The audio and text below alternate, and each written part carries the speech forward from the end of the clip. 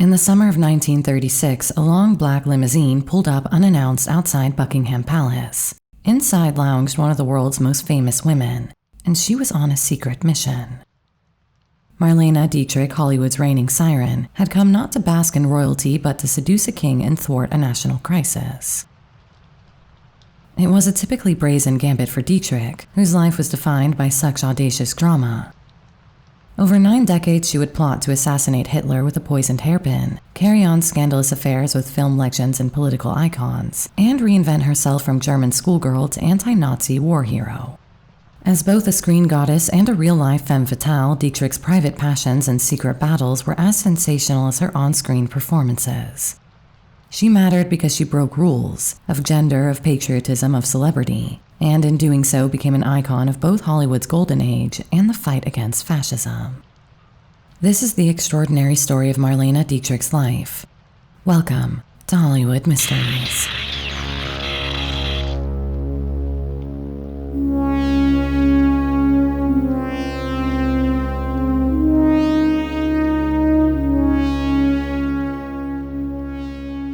Marie Magdalene Marlene Dietrich was born on December 27, 1901 in Schöneberg, Berlin, Germany. She was the younger of 2 daughters of a Prussian police lieutenant and a well-to-do jeweler's daughter. As a child, Marlene combined her first 2 names into Marlene, and she certainly showed early sparks of rebellion with her new identity in place. In her strict girls' school, the blue-eyed blonde romantically charmed an older female classmate. I was allowed to overnight with her, and she was the initiator. Dietrich later recalled of this adolescent same-sex encounter. She didn't seem to know much about what she was doing, but she seemed to enjoy her fumbling, Marlene said of that youthful tryst. It was an early sign that Dietrich never obeyed conventional rules of sexuality or propriety. By her teens in the freewheeling Weimar era, Marlene had discovered the full power of her allure, but she had more mundane concerns to attend to, such as what to do with her life in a nation that was in a volatile state. Dietrich first pursued a dream of becoming a concert violinist, but a wrist injury ended her music studies. Instead, the willful teen reinvented herself as an actress. By the 1920s, she was doing the rounds as a chorus girl in Berlin cabarets and earning bit parts in silent films. In May 1923, at age 21, Marlene married assistant director Rudolf Rudi Ziba, a union that would prove pretty unconventional from the start. The very next year, she gave birth to their daughter, Maria, but domestic life never tamed Marlene's bohemian spirit. She and Ziba agreed to an open marriage, and Marlene even gave her blessing to Rudy's live-in mistress, a Russian actress named Tamara Matul. This arrangement was partly practical. When Marlene's career took off, she often left little Maria in the joint care of Rudy and Tamara while she worked overseas. But it also suited Dietrich's belief that love and marriage need not mean monogamy. She later explained that she kept no secrets from her husband, even writing him letters detailing each new affair. "I never loved anyone else the way I loved Rudy, so Rudy didn't need to be jealous," she said of their lifelong bond. It was an extraordinary statement, coming from a woman about to love many, many others. Her career in Germany grew steadily, but Marlene's big break came with the lead role of cabaret singer Lola Lola in 1930's The Blue Angel, directed by Joseph von Sternberg. The film's sultry performance, Dietrich in top hat, net stockings, and smoldering gaze, made her an international sensation. It also won her a Hollywood contract and passage to America. In 1930, she arrived in Los Angeles, the first German actress to conquer Hollywood and quickly become one of Paramount's top stars. Throughout the early 1930s, the famously besotted von Sternberg molded Dietrich's screen image in films like Morocco, Shanghai Express, and Blonde Venus. She cultivated an aura of sexual ambiguity and high glamour. Famously in Morocco, she donned a tuxedo and kissed another woman on screen, a shocker in 1930 that established her reputation as an arch provocateur. Behind the scenes, Marlene's personal life in Hollywood was every bit as daring as her film roles. Her lovers spanned both sexes and the spectrum of fame. Marlene took up with playwright Mercedes de Acosta, a stylish lesbian known for her mannish trousers and tricorn hat, who had also been involved with Greta Garbo. Around the same time, Marlene enjoyed a passionate dalliance with silent screen idol John Gilbert, once Garbo's fiancé.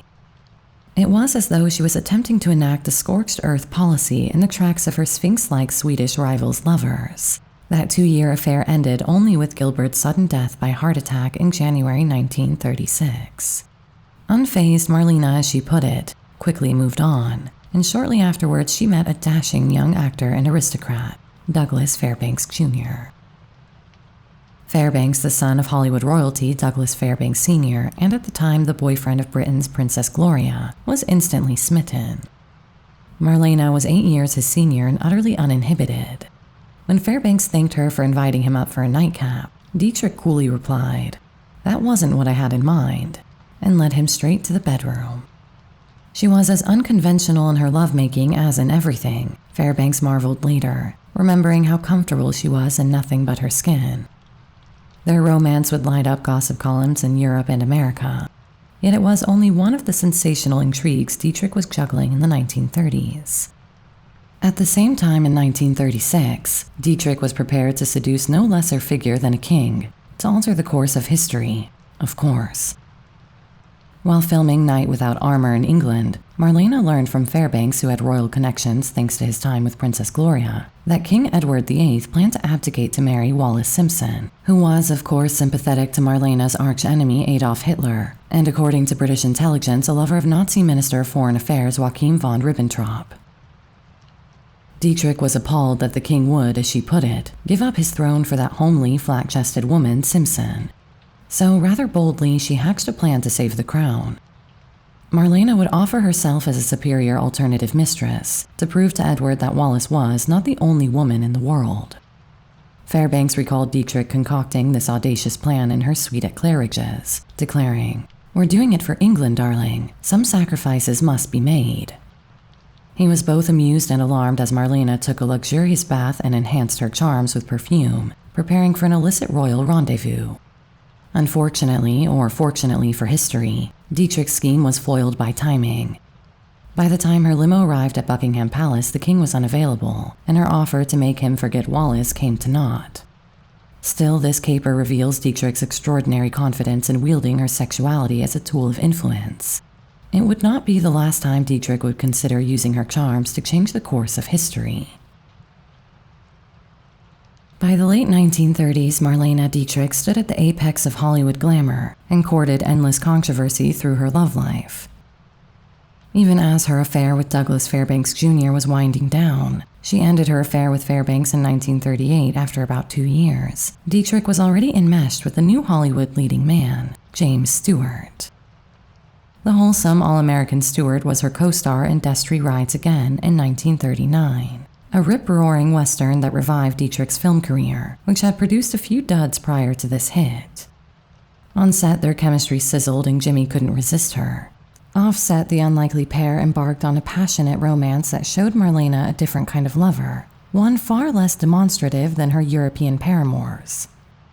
"He never said I love you, even if delivered in perfect insincerity. One rather expects that," she quipped about Stewart's taciturn style.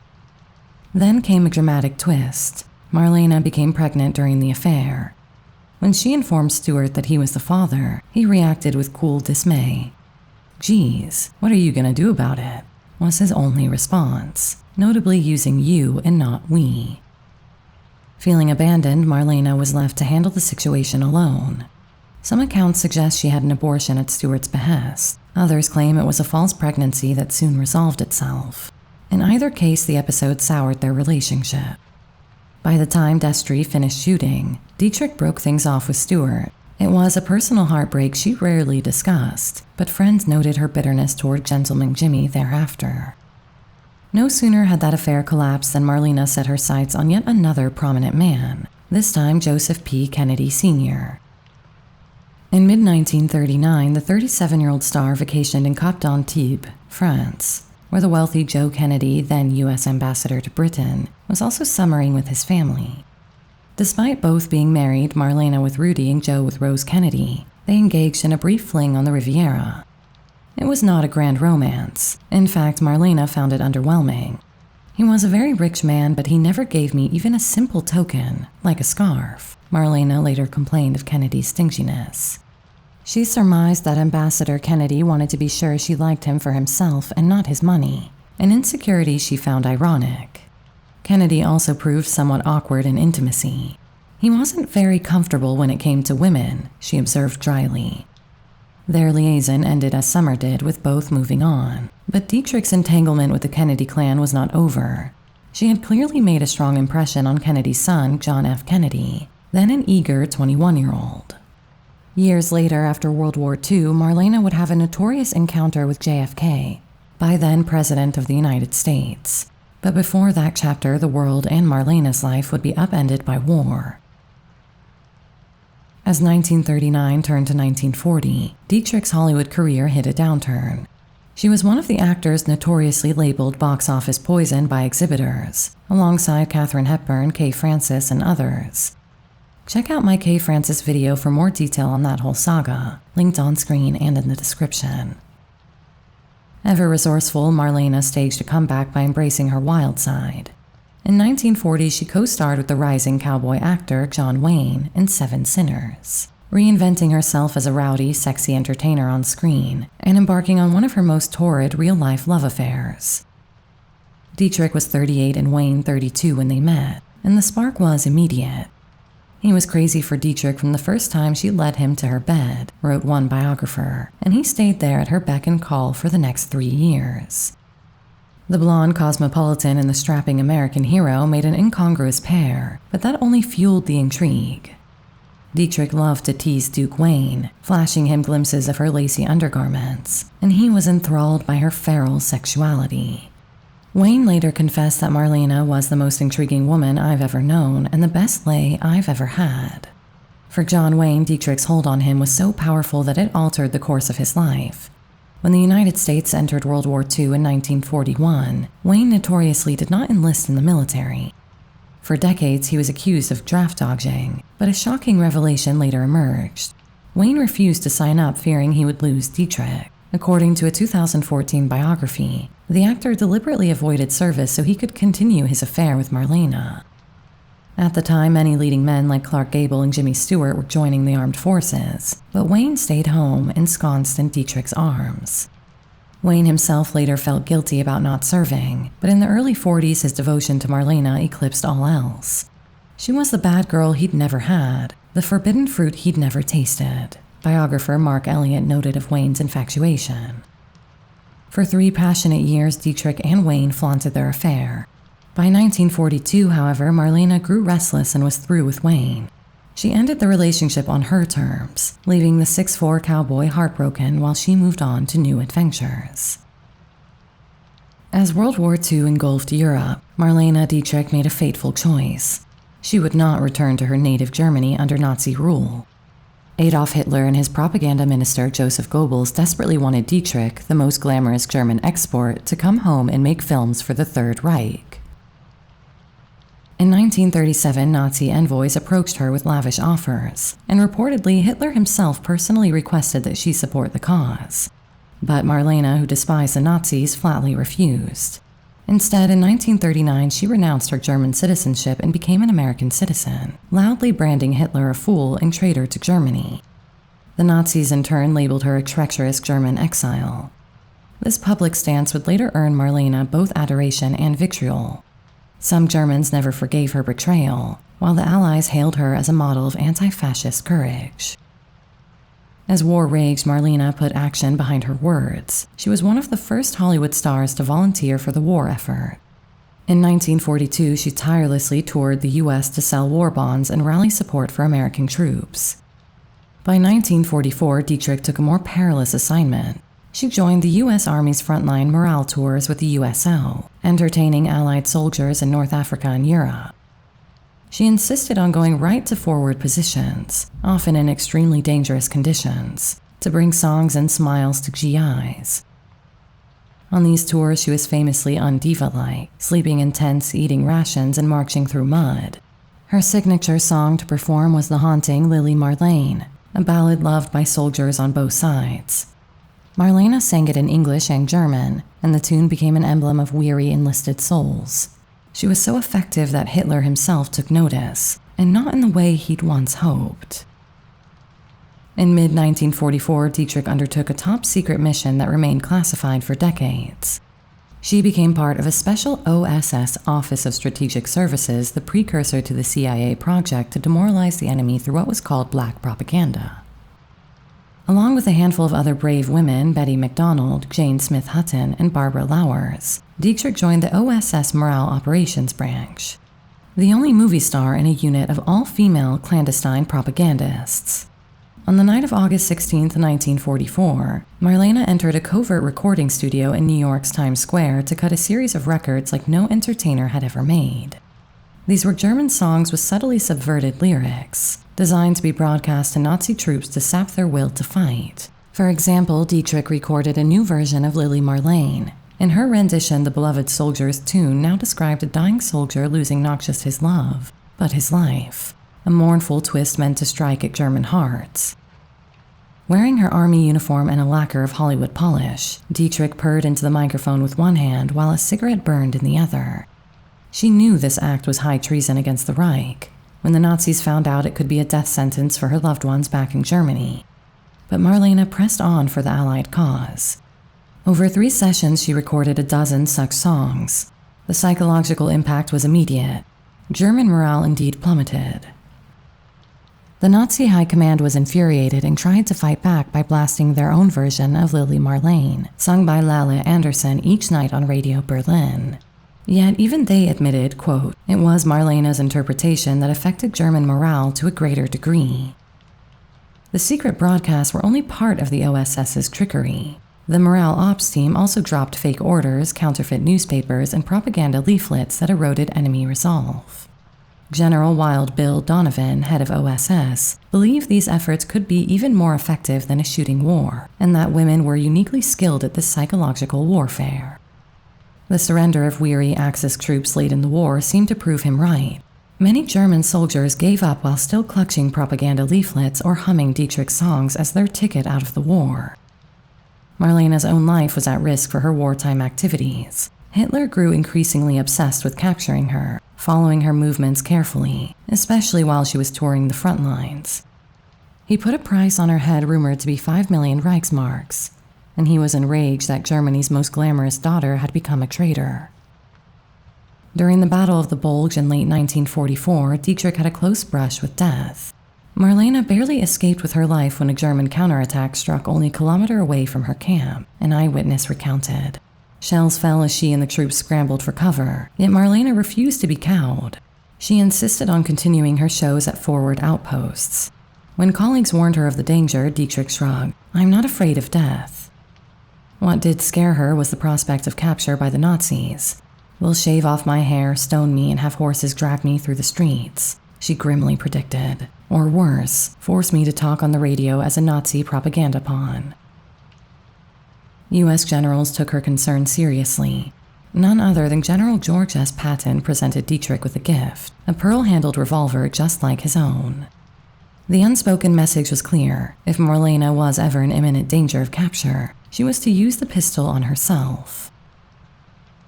Patton trusted that this fearless actress would rather die than be exploited by Hitler. Fortunately, she never had to make that choice. Hitler's empire collapsed in May 1945, ending the war in Europe. When peace came, Dietrich was exhausted but driven by one urgent desire, to return to Germany and find her family. She had been haunted by worry for her mother, Josephine, and her only sister, Elizabeth, throughout the war. Now, in mid-1945, she donned civilian clothes and traveled through the ruins of Germany as a disillusioned victor. What she discovered would become one of the most painful chapters of her life. Her sister Elizabeth and brother-in-law had survived, but under shameful circumstances. Far from suffering privation, they had actually operated a small theater for the Nazis who ran the Bergen-Belsen concentration camp. Dietrich was devastated. Bergen-Belsen was where thousands of prisoners, including Anne Frank, had perished. The camp was liberated by British forces to scenes of horror. To learn that her own sister had been entertaining the SS officers there, running a cinema for the killers, was too much for Marlene to bear. Dietrich was disgusted and never spoke to them again, her biographer wrote. The woman who had risked everything to defeat Hitler permanently cut off her sister for collaborating with the Nazis' most heinous crimes. On a more bittersweet note, Marlene reunited with her elderly mother in Berlin. Josephine Dietrich had endured the war in the bomb-ravaged capital. Marlene was overjoyed to find her alive, though frail. Sadly, Josephine died just a few months later in late 1945, her health broken by the privations of war. Marlene buried her mother and, true to form, never outwardly crumbled. But those who knew her say the losses of 1945, the disillusionment with her sister and the death of her beloved mother, wounded her deeply. For her wartime heroism, Marlene Dietrich received high honors. The U.S. government awarded her the Medal of Freedom in 1947, and France gave her the Legion d'Honneur. It was the best role she ever played, her daughter Maria Riva said later of Marlene's war years. She earned laurels for her heroic courage, collected medals, and was honored and respected. The officer's daughter had found her true calling. She was playing the part of the brave soldier. In Marlene's own eyes, all the Hollywood acclaim meant far less than defeating Hitler. As she herself often said in later years, "My work during the war was the most important thing I ever did." After World War II, Marlene Dietrich faced a new challenge: how to age gracefully in an industry obsessed with youth. She was in her mid-40s, a time when many leading ladies fade away. Instead, Dietrich brilliantly reinvented herself as a live entertainer. In the late 1940s and 1950s, she transitioned into a career as a cabaret and concert performer, singing on stages around the world. Draped in shimmering gowns and furs, she developed a sophisticated nightclub act with songs like Falling in Love Again, her old Blue Angel tune, and of course the wartime favorite Lili Marlene. Dietrich's husky voice and theatrical flair made her a sensation in Las Vegas, London, Paris, and beyond. She carefully controlled every aspect of her stage image. From the sultry lighting, she famously commanded pink spotlights and special lens filters to soften her features, to her body itself, which she disciplined and even modified to maintain an illusion of ageless glamour. Indeed, Dietrich was legendary for her obsessive beauty regimen and physical tricks. Decades earlier, she had pioneered what's now jokingly called the Croydon facelift, pulling her hair back so tightly that it stretched the skin of her face. On film sets, Marlene would have assistants yank strands of her hair and secure them with pins or tape hidden under wigs, instantly tightening her jawline. In the 1950s, she even wore a surgical-grade gold chain under her chin, strapped behind her ears and concealed by her coiffeur, a makeshift facelift that made Dietrich look 10 years younger on stage. Her famous razor-sharp cheekbones, those were not entirely God-given either, according to Hollywood lore. Dietrich is rumored to have had several of her molar teeth removed early in her career to hollow out her cheeks and enhance the sculptural planes of her face, a rather gruesome truth behind one of Hollywood's most famous smiles. Vanity, thy name was Marlene, but in fairness, these extreme measures succeeded in cementing Dietrich's status as an enduring icon of style. Dietrich's love life did not mellow with age either. Even as a mature woman, she entangled herself with a variety of high-profile lovers, some new, some from her past. In the late 1940s, she had a serious romance with Jean Gabin, the great French actor, whom she'd befriended during the war. Their relationship lasted through the war's end, with Marlene following Gabin to liberated Paris in 1945. Although they eventually drifted apart, Gabin returned to France and married a younger woman. Dietrich remained fond of him. She also grew close to the French chanteuse Edith Piaf, so close that it was widely rumored they had an affair. Dietrich and Piaf met in the early 1950s and maintained an intense friendship. If true, the petite Piaf would have been one of the few people who could match Marlene's passion and pain.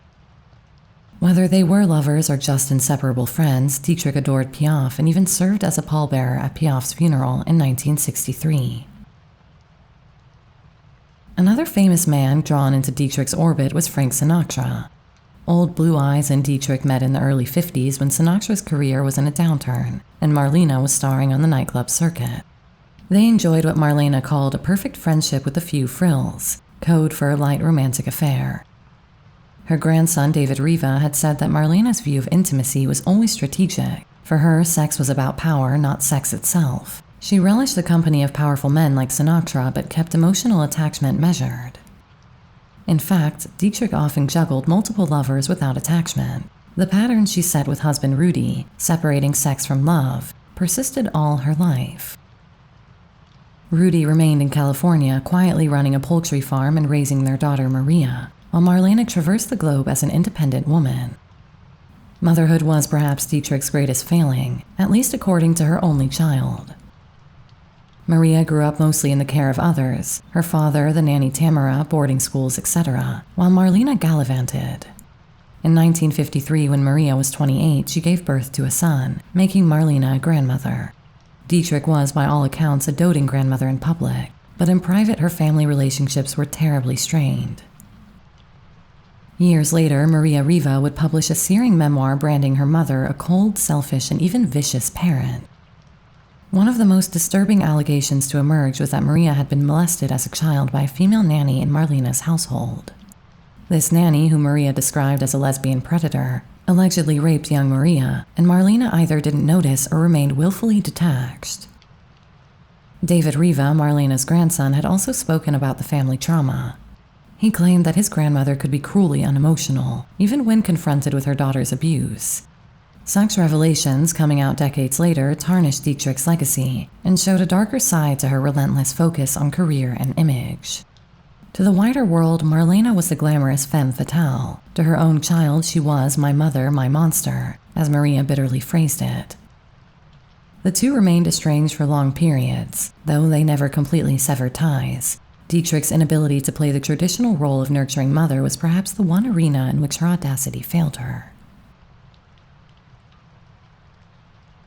Throughout the 1950s and 1960s, Dietrich continued to reinvent and reassert herself. She made occasional films, memorably a cameo as a jaded brothel madam in Orson Welles' Touch of Evil in 1958, and 3 years later a touching supporting role in Judgment at Nuremberg. But her chief fame came from her live performances. On stage, Dietrich was still mesmerizing, swathed in sparkling gowns by top designers, backlit to halo her iconic silhouette, and singing in her half-spoken style. She was an epitome of world-weary allure. Behind the scenes, she was disciplined to a fault. She ate sparingly, smoked constantly to deepen her voice, and even shaved her back and arms to achieve a smooth glow under stage lights. One beauty trick she taught her friend Marilyn Monroe was facial shaving for exfoliation. When nature inevitably took its toll, Marlene didn't hesitate to seek cosmetic help. She had facelifts in an era when it was taboo to admit it, and she wore a tight corset under her gowns to maintain her famed hourglass figure well into her 60s. Audiences hardly suspected the effort beneath the ease. In 1960, Dietrich returned to Germany, the country she'd forsaken 2 decades earlier as a performer. It was meant to be a triumphant homecoming, a series of concerts in West Germany. Instead, it turned controversial.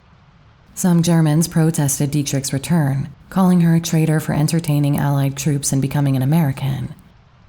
In Berlin, a small but vocal crowd picketed her show, shouting "Judas," and holding signs that read "Go home, Marlene." Dietrich was deeply hurt, though she kept a dignified face. At the same time, many Germans, especially younger ones, embraced her as a hero who had stood up to Hitler. Marlene's bond with her birth country remained complicated. After that tour, she vowed never to perform in Germany again. By the early 1960s, one relationship from Marlene's past resurfaced in an unexpected way, with President John F. Kennedy. As I mentioned, Marlene had had a friendly acquaintance with the Kennedy men since 1939. In 1962, while in Washington, D.C. on her concert tour, Marlene invited President Kennedy to attend her show. JFK, ever the charmer, declined the public show, but sent word that he would like her to visit him at the White House privately. Dietrich obliged. At age 60, she was still striking, and JFK, 16 years her junior, had a well-known weakness for beautiful women. That evening, a Secret Service agent discreetly escorted Marlene to the residence, where the president greeted her warmly in his quarters. According to Dietrich's own later account, they reminisced about Cap d'Antibes in 1939. He clearly remembered those days in the south of France, she said. The conversation didn't stay nostalgic for long. Kennedy soon made his intentions clear by, in Marlene's words, not leaving any doubt as to what he had in mind. Dietrich expected as much. "I can't say I was completely surprised. He was, after all, his father's son," she quipped, noting she was curious to see if he made love like his father. What followed was a brief tryst that Dietrich would describe with caustic humor. "I don't remember most of what happened because it was all so quick," she later shrugged. He was even faster than his father. They both kept their watches on, she drawled, with a sharp jab at the legendary and perhaps mythical Kennedy virility. Ever the professional, Marlene said her main concern was not to mess up her hair before her show later that night. As she was about to leave, JFK couldn't resist asking a personal question that had clearly niggled him. Had Marlene really slept with his father, Joe, back in the day? Marlene paused, gauging what answer the young president wanted to hear. She decided to give him reassurance. No, your father tried, but I didn't agree. She lied smoothly. JFK grinned and said, the old fox, I knew he was lying. Apparently pleased to think his father's bragging was false. Marlene left the White House amused and somewhat flattered. I felt too old for the young president. I wished I could have been younger and more beautiful for the occasion, she admitted wistfully. Still at her age, she had seduced or been seduced by the most powerful man in the world. It was a fitting final flourish to Marlene's long list of affairs with the rich, famous, and influential. After JFK's assassination in 1963, Dietrich was bereft. They had genuinely liked each other. She gradually withdrew from the social whirl and focused on her work. She had always said that in the end she would return to her one true love, Rudolf Ziba, her husband. The two had remained legally married all along and corresponded affectionately. Marlene had a pact with Rudy that when they were old, they reunite and spend their twilight years together. She could never be the love of his life because that place had been taken by me, Marlene said confidently of Rudy's longtime mistress, Tamara. There was never any question he would ultimately choose me. In the mid-1960s, fate intervened in a tragic way. Tamara, the devoted companion who had helped raise Maria, suffered a mental breakdown. In 1965, she was committed to an asylum where she was shockingly stabbed to death by another inmate. Horrifying as this was for all concerned, the path was now clear for Rudy and Marlene, but life had another cruel twist. In 1976, before they could fulfill their old age reunion, Rudy Ziba died of cancer. Marlene was heartbroken. The man she always called the love of my life, my soulmate, was gone, and she faced her final years without his steady presence. By the 1970s, Marlene Dietrich's health began to deteriorate, and she decided to vanish from public view rather than tarnish her image. She gave a few more bravura performances, including a 1972 concert in Moscow and a 1975 Australia tour where she belted out theme songs in a sequined gown. But during a performance in Sydney in September 1975, she fell off the stage and broke her thigh bone. The injury effectively ended her career. In 1979, another fall fractured her hip, after which Dietrich became mostly bedridden. Always terrified of being seen as a feeble old woman, Dietrich refused to make public appearances and rarely left her Paris apartment on Avenue Montaigne. When she died in May 1992, it was as a virtual recluse. One obituary noted, she had spent her final 15 years behind closed doors, engaging with the world only through letters and occasional phone interviews. Why such extreme seclusion? The reason was simple. Marlene Dietrich could not bear for the world to see her natural aging. The woman who had once entranced millions was terrified photographers might take snaps of her, revealing that the beauty which could have changed the course of world events was now part of history. Her biographer wrote, Marlene's vanity, which had driven her to such inventive lengths in youth, meant she'd rather disappear entirely than present an image that didn't live up to her legend. In those quiet years, she drank more than she should, read voraciously, and occasionally entertained old friends, always in dim lighting. She also cooperated on her own strict terms with a biographical documentary. In 1984, she allowed director Maximilian Schell to record hours of audio interviews for the film Marlene, released in 1984, but she forbade him from filming her face.